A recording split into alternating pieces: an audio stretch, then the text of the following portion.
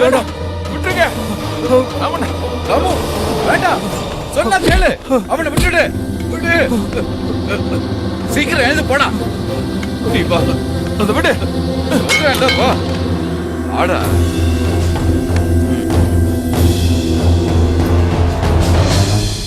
அரக்கோணத்துல தான் ராமு அண்ணனோட வீடு. 10வது வரைக்கும் நாங்க ஒரே ஸ்கூல்ல ஒரே பெஞ்சு. கல்யாணம் முடிஞ்சு நான் இங்க வந்த காலத்துல சத்யா அண்ணனுக்கு ஃப்ரெண்ட்ஸுங்களை பத்தி பேசுறதுக்கு தான் நேரம் இருந்தது. என்ன பேசினாலும் கடைசியில பல்ராம் கிட்ட தான் போய் பேச்சு நிக்கும். பல்ராமன் அங்கிள் நம்ம கூட இருந்தா காலனில எல்லாரும் நம்மள பார்த்து பயப்படுவாங்க. கடையில மிட்டாய் வாங்கினா கூட என்கிட்ட யாரும் காசு வாங்க மாட்டேங்கிறாங்க. இன்னொரு பொண்ணு கோழிக்கோட்ல இருக்கால. என்ட்ரன்ஸ் பரீட்சை கோச்சிங்காக ஹாஸ்டல்ல இருக்கா. அவ எங்க பொண்ணு இல்ல, அண்ணன் பொண்ணு. அவளுக்கு 2 வயசு இருக்கும்போது அண்ணனும் அண்ணன் பொண்டாட்டியும் ஆக்சிடென்ட்ல இறந்துட்டாங்க. கூட ஒரு ஆளை பார்த்தேல்ல மணின்னு, அவர் அண்ணனோட டிரைவர். அவனும் குட்டியும் மட்டும்தான் பொழைச்சாங்க. பாவம். 2 பேரும் சில வருஷம் பாண்டிச்சேரியில் தங்கியிருந்தாங்க. போன வருஷத்துக்கு முந்தின வருஷம்தான் பஷீர் முதலாளியோட இங்க வந்தாங்க. சத்யா அண்ணனை பார்த்ததும் ஒரே கொண்டாட்டம்தா. எத்தனை வருஷத்துக்கு அப்புறம் 2 பேரும் பாத்துக்கிறாங்க. சத்யா அண்ணா கட்டாயப்படுத்ததுனால அவர் இங்கேயே தங்கிட்டாரு. பல்ராமன் நம்ம கூட எல்லாம் தங்கறதுக்கு முன்னாடி நம்ம நிலைமை எப்படி இருந்தது கொஞ்சம் யோசிச்சு பாருங்க. கான்ட்ராக்டர் தம்பியும் அவனுடைய ஆளுங்களையும் பார்த்து பயந்து ஒருத்தரும் வெளியே வராம இருந்தீங்க. ஆனா இப்ப அவங்க மிரட்டினா எதிர்த்து கேட்க ஒரு ஆள் இருக்குங்கிற பயத்துல அவங்க கொட்டம் அடங்கி போச்சு. ராமண்ண, எங்களை ஏத்தி விட்டுட்டு காணாம போயிடாதீங்க. நீங்க இருக்கிற தைரியத்துலதான் இந்த பிரச்சனையில தலைய விட்டுருக்கேன், தெரியல. பஞ்சதந்திரத்துல ஒரு கதை இருக்கு பஷீர். கிணத்துக்குள்ள எட்டி பார்த்த சிங்கம் தன்னைத்தானே பார்த்து பயந்த கதை. உலகத்துல நிறைய பேர் அப்படிதான் இருக்காங்க. யாராவது கொஞ்சம் முறைச்சு பார்த்தாலே பயந்துருவாங்க. எங்கேயும் அதான் நடந்திருக்கு. வேற வழி இல்லாம நாம எதிர்த்து நின்று இருக்கோம். அந்த ஆள் ஓட்டின ஓட்டத்தை பார்த்தா அந்த கான்ட்ராக்ட் தம்பி இந்த ஏரியா பக்கம் தலை வச்சே படுக்க மாட்டான். என்னன்னு சொல்றீங்க? அத நான் வேற சொல்லணுமா? அந்த மாதிரி சரியான லோடத்தான் தம்பிக்கு ஒரு கொடுத்து அனுப்பிச்சிருக்காரு.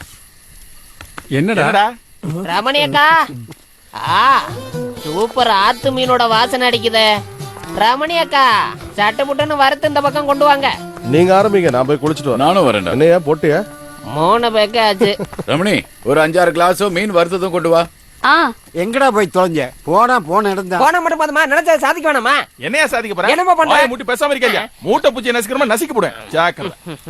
அட அத சக்க. இருட்டுறதுக்கு முன்னாடி இந்த வேலையை முடிச்சிருக்கலாம்ல. இது காலேஜ்ல படிக்கிற ரமணியோட சொந்தக்கார பொண்ணு தானே? ஆமா, BA படிச்ச பொண்ணு. ஆனா அந்த பொண்ணோட நிலைமை மோசம்பா. அம்மா இறந்த உடனே அந்த பொண்ணுக்கு கஷ்டகாலம் ஆரம்பிச்சிருச்சு. என் பொண்டாட்டியோட சொந்தக்காரங்கிறதுக்காக அவனை விட்டு வைக்கிறதுல பிரயோஜனம் இல்ல. நடு ரோட்ல வச்சு அவனை அடின்னு அடிக்கணும். இப்ப ஏதோ புது பொண்ணை கூட்டிட்டு வந்து புது வாழ்க்கை ஆரம்பிச்சிருக்கான். இதுல கள்ள கடத்தல் வியாபாரம் வேற. போன வாரம் ரமணி வீட்டுக்கு போகும்போதுதான் அவளை இங்க கூட்டிட்டு வந்துருன்னு நான் தான் சொன்னேன். அவங்க இருக்கட்டுமே, நம்மளால முடிஞ்ச அளவுக்கு பாத்துப்போம். வாடா, குளிச்சுட்டு வந்து அடிக்கலாம். வைப்பாங்களா? அவங்க மிச்சம் வச்சா நல்லா இருக்கும்.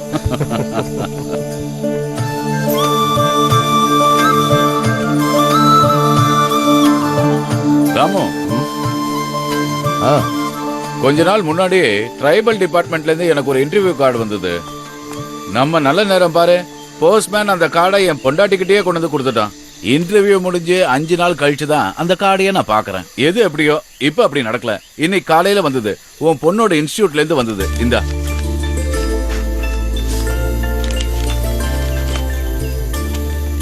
அங்க என்ட்ரன்ஸுக்கு மாடல் எக்ஸாம் நடத்திருக்காங்க. 3 சென்டர்ல அதிகமான மார்க் அவதான் வாங்கியிருக்கா. அப்படியா? காட்டு.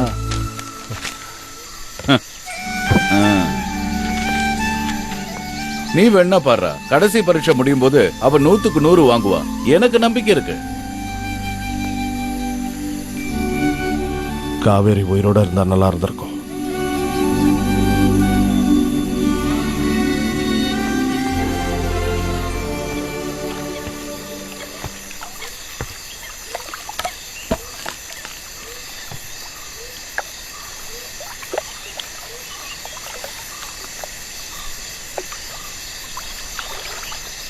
ஏன்னா கனவு கண்டது எல்லாமே அவதானே.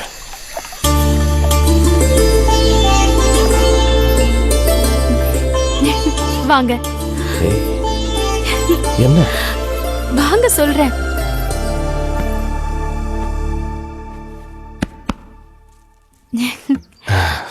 நம்ம பொண்ணு டாக்டர் ஆவா.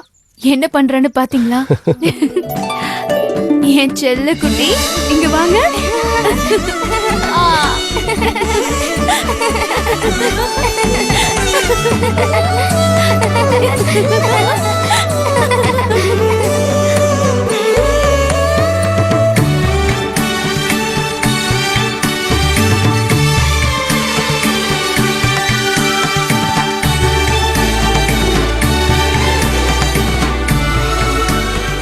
தூங்கிட்டாளா?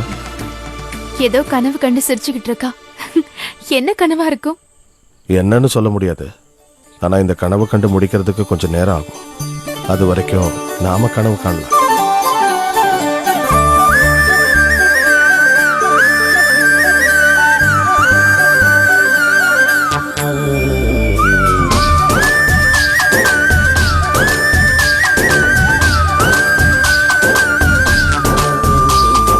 என்னடி என்னடி பசுங்கிளியே உன் உதட்டில் சுவைகள் கூடிடுதே. கண்ணாடி முகம் காட்டும் பெண்ணோவியம் கண்ணம் இனித்திடும் தேன் சுவை நீதானோ.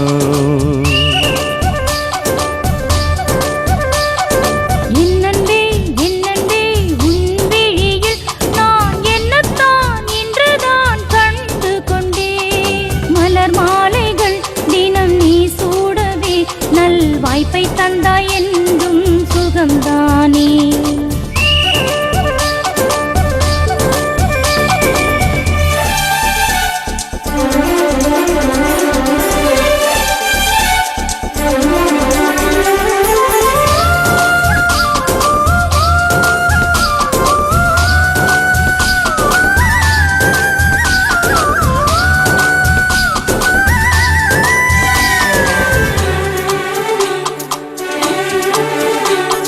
பூமாலைதான் நீ கொடுத்தாயே என் தோள் சேர இன்று கல்யாணம்.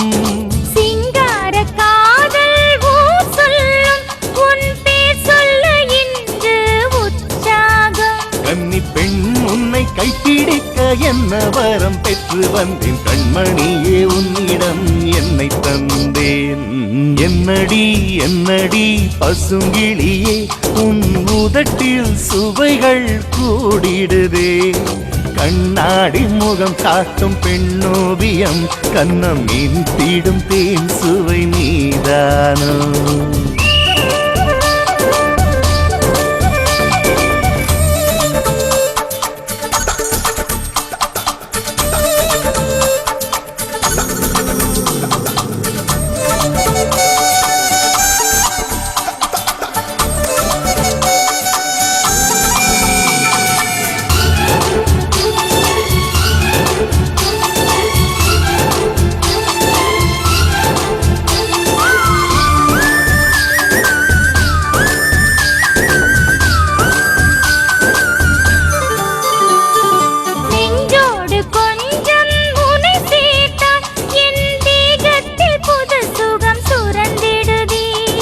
எப்போதும் உன்னை நினைத்திருந்தால் என் தேகத்தில் ஒரு மதி உதித்திடுதே. உன்னை எண்ணி உள்ளம் மெல்ல என்னை விட்டு சென்றது என் மன்னவனே என்னில் தான் உன்னை கண்டேன். என்னடி என்னடி பசுங்கிளியே உன் உதட்டில் சுவைகள் கூடிடுதே. கண்டாடி முகம் காட்டும் பெண்ணோவியம் கண்ணம் இனித்திடும் தேன் சுவை நீதானோ.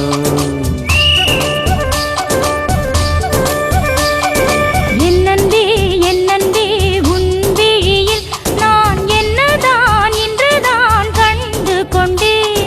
மலர் மாலைகள் தினம் நீ சூடவே நல் வாய்ப்பை தந்தா என்றும் சுகம்தானே.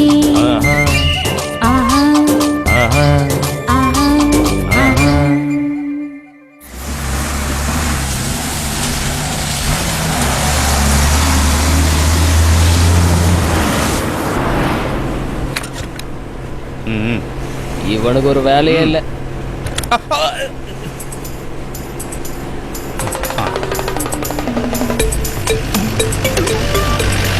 ரொம்ப நாளா ஊர்ல ஆளை காணோம். ஏதாவது கேஸ்ல எதுவும் மாட்டிக்கிட்டீங்களா என்ன? என்ன கேஸ்ல மாட்டி விடணும்னா அந்த ஆண்டவனே மனுஷ அவதாரம் எடுத்து கீழே இறங்கி வரணும். ஓவரா பேசாதடா டேய். சரி சரி, நீ ஓசி தம்மாடி.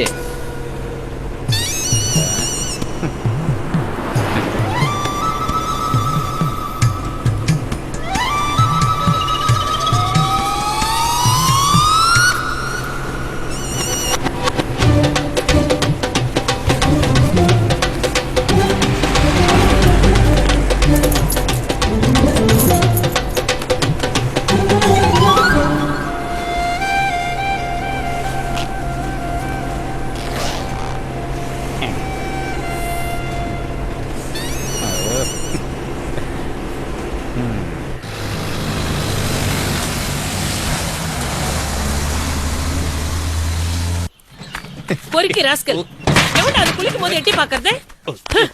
தைரியம் தான் மறுபடியும் எட்டி பாடுறா பாக்கலாம். பரதேசி வாடா, இந்த தங்கமணி கிட்ட உங்க வேலையை காட்டுறீங்க. சீ, இவ குளிச்சுக்கிட்டு இருப்பான்னு எனக்கு எப்படி தெரியும்? சீசன் ஆரம்பிச்சா போதும் எல்லாம் எட்டி பார்க்க ஆரம்பிச்சிருவானுங்க. ஐயோ, எப்படியோ வந்து சேர்ந்தாச்சு. ஏய், வீட்ல தான் இருக்கியா? வா. பூட்டிட்டு எங்க வெளியில போற? நீ எங்க கிளம்பிட்ட? கடைக்கு போறேன். ஓ, கடைக்கு போகுதாமா? அது பெரிய 5 ஸ்டார் ஹோட்டலு. கண்ட லாரி டிரைவர்களுக்கும் காட்டுவாசிகளுக்கும் சமைச்சு கொடுக்க போற. மாசம் சொலையா 3000 ரூபாய் சம்பளம் கிடைக்கிற ஒரு வேலை. அவ்வளவு பெரிய பைசன் கம்பெனில என் மச்சான் உனக்காக ஏற்பாடு பண்ணான். அங்க வேலை செஞ்சா அசிங்கம், கேவலம். இப்ப அனுபவி. சீசன் முடிஞ்சதுக்கு அப்புறம் என் கூட வா, உன்னை வேலைக்கு சேர்த்து விடுறேன். கண்ட இடத்துல போய் பொறுக்கிட்டு வரும்போது இவ்வளவு திமிரு. நீ எல்லாம் ஒரு அப்பனா? நாங்க வந்து வேலை செய்வேன் எதிர்பார்க்காத. ஏய், நான் உன் அப்பா. பெரிய அப்பா. யாருக்கும் இப்படி ஒரு அப்பா இருக்க மாட்டாங்க. வாடா போடா. ஏய், வீட்டு சாவியை கொடுக்காம போற? வேணும்னா சத்யானன் கிட்ட வந்து வாங்கிக்கோ. ஏய், எனக்கு ரொம்ப அவசரமா பாத்ரூம் போகணும். சாவியை கொடுத்துட்டு போ. உள்ள போறதா இருந்தாலும் வெளிய போறதா இருந்தாலும் சத்யானன் கிட்ட வந்து சாவி வாங்கிக்கோ. அவங்கிட்ட யாரு போய் வாங்குவா? போ. ஓ, போயிட்டாளா? ஐயோ, அதுக்குள்ள இங்க போயிரும் போல இருக்க.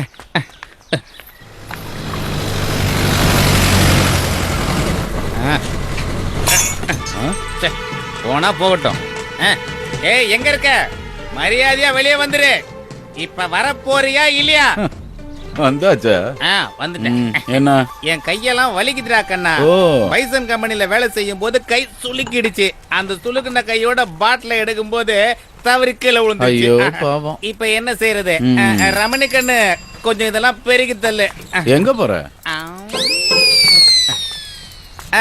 எடுத்துறேன். கண்ணாடி துண்டுல காலில் பட்டா கிழிஞ்சிடும். பெரிய இவன்.